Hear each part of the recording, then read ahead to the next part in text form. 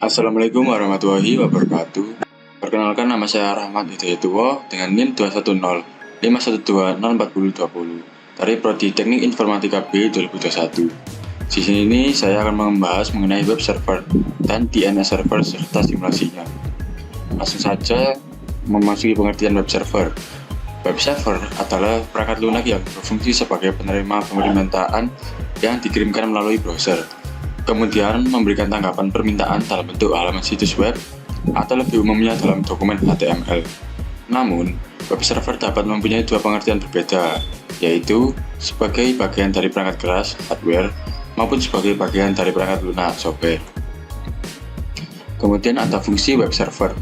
Jadi, selain berfungsi sebagai komunikasi penghubung dengan situs web dan memproses HTTP request yang dikirimkan oleh browser, secara umum beberapa fungsi web server adalah sebagai berikut. Pertama, memastikan semua modul yang dibutuhkan tersedia dan siap digunakan. Kedua, membersihkan penyimpanan, cache, dan modul yang tidak terpakai. Ketiga, melakukan pemeriksaan keamanan terhadap HTTP request yang dikirimkan browser. Memasuki keuntungan masing-masing web server. Yang pertama adalah PUBG, pengaturannya lebih mudah, kemudian open source, dan komunitas yang besar. Yang kedua adalah NGINX, memiliki keuntungan yang pertama ringan, banyak fitur dan stabil, dan performa tinggi. Ketiga, IIS mendukung menu pada Windows, adanya kemampuan pengecekan kesalahan kerja menggunakan PHP lebih stabil. Keempat, high-speed web server, memiliki pencegahan DDoS. Kedua, recover kesalahan secara langsung. Ketiga, kompatibel dengan HT access file. Kemudian ada pengertian DNS server. Domain name server atau DNS adalah sebuah sistem yang menghubungkan Uniform Resource Locator dengan Internet Protocol Address atau IP address. Nah, kelima, ada fungsi DNS server meminta informasi IP address sebuah website berdasarkan nama domain. Kemudian meminta informasi URL sebuah website berdasarkan IP address yang dimasukkan. Nah, sekarang memasuki macam-macam DNS server. Informasi yang diminta user dalam sistem DNS disebut dengan DNS record. Ada beberapa jenis informasi yang bisa diminta dalam sistem DNS. Berikut adalah 10 DNS record yang paling sering dijumpai. Yang pertama adalah e-record, menyimpan informasi soal hostname, time to live, dan IP for address. Kemudian yang kedua adalah triple A record, menyimpan informasi hostname dan hubungannya dengan IPv6 address. Yang ketiga ada MX record, merekam server SMTP yang khusus digunakan untuk saling berkirim email di suatu domain. Kemudian yang keempat, CNAME record digunakan untuk meredirect domain atau subdomain ke sebuah IP address. Lewat fungsi satu ini, Anda tidak perlu memperbarui DNS record.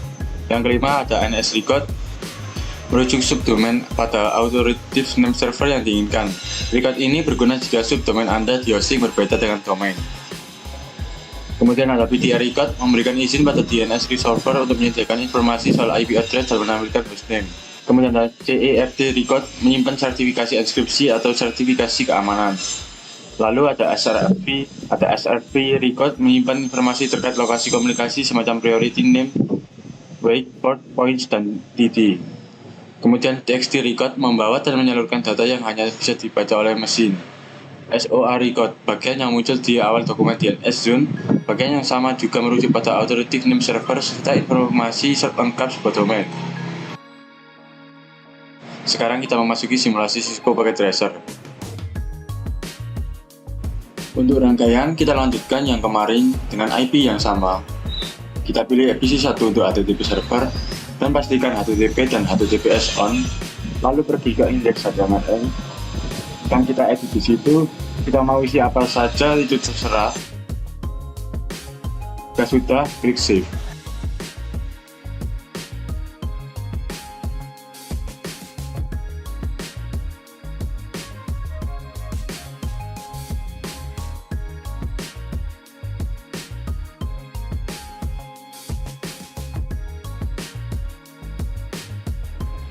Jika sudah kita konfigurasi HTTP di server 1, selanjutnya kita tes di PC0, yang mana kita pergi ke website web browser, lalu kita ketikkan IP dari server 1 yaitu 43.43.43.1.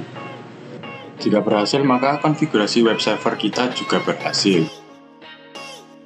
Selanjutnya kita tes pada PC 2, sama seperti web browser, lalu kita ketikkan IP dari server 1.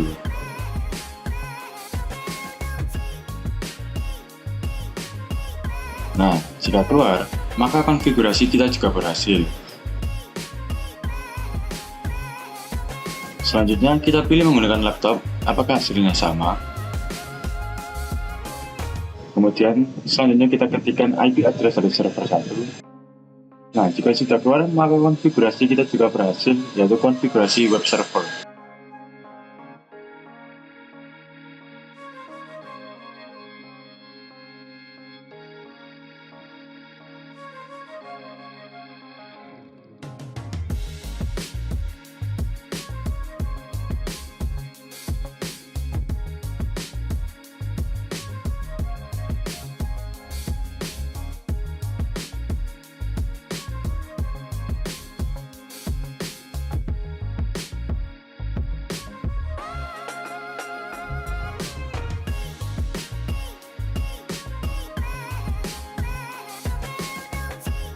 Selanjutnya, kita konfigurasi DNS server. Kita pilih server 0 sebagai DNS server, lalu pilih DNS, kita on-kan terlebih dahulu. Lalu domain, kita pilih domain yang kita pilih. Di sini saya pilih jarcom.com. Lalu untuk address, kita pilih untuk meredirect kemana IP-nya. Di sini, web server kita memakai 43.43.43.1. Jadi untuk address kita pilih 43.43.43.1. Lalu, jika sudah kita atur, pastikan untuk semua DNS menggunakan IP dari server 0, yaitu 33.33.33.1. Selanjutnya, kita pastikan semua DNS menggunakan IP server 1.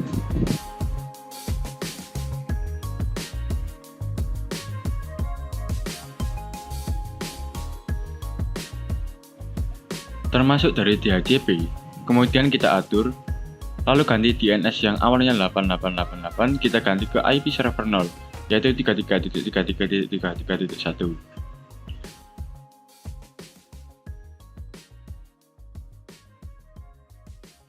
Kita save.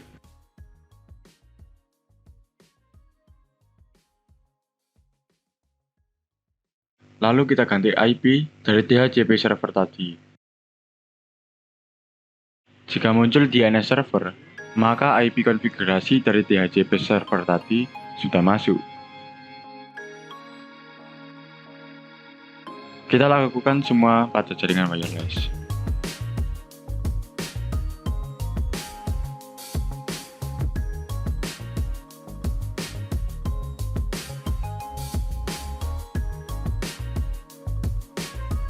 Jika semua DNS sudah terisi dengan IP server 0, selanjutnya kita tes. Pertama-tama kita pilih command prompt, lalu kita lakukan nslookup dengan jarcom.com. Jika keluar dan sudah berhasil, maka seharusnya konfigurasi DNS kita telah berhasil. Selanjutnya kita tes menggunakan web server, lalu kita ketikkan jarcom.com yang mana sesuai dengan yang kita isi tadi. Jika keluar domain, maka berhasil konfigurasi DNS server kita.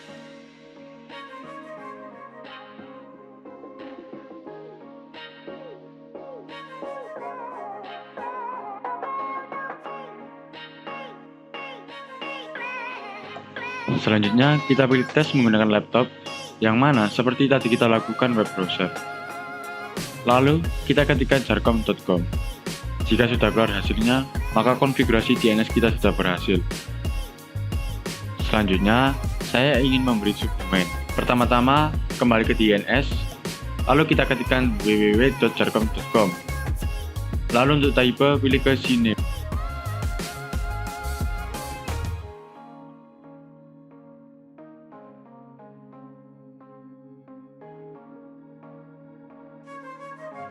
Kemudian untuk hostname, pilih jarcom.com sesuai dengan DNS awal kita tadi. Jika sudah, kita tes menggunakan PC 0. Kita pastikan DNS yang terisi dengan IP server 0. Lalu ketikkan di command prompt nslookup www.jarcom.com. Jika sudah semua, maka seharusnya konfigurasi subdomain kita sudah berhasil. Selanjutnya, kita pilih web browser, lalu kita ketikkan www.jarcom.com. Jika sudah keluar, maka konfigurasi subdomain kita telah berhasil. Lalu kita pilih PC 2. Seperti tadi, kita lakukan nslookup www.jarcom.com untuk mengetes apakah sudah terkoneksi apa belum. Nah, jika sudah, maka seharusnya sudah berhasil. Kita pilih web browser, lalu ketikkan www.jarcom.com.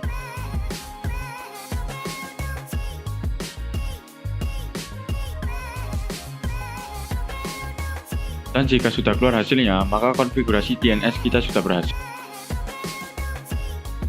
Selanjutnya kita pilih laptop seperti tadi, kita lakukan nslookup dengan website kami.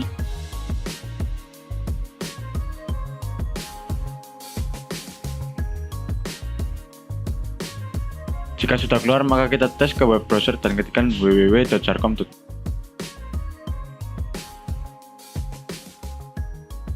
Nah, jika sudah keluar, maka konfigurasi kita sudah berhasil. Di sini sudah selesai konfigurasi DNS dan web server. Itu tadi merupakan konfigurasi DNS dan web server. Jika ada salah kata, mohon maaf dan sekian terima kasih.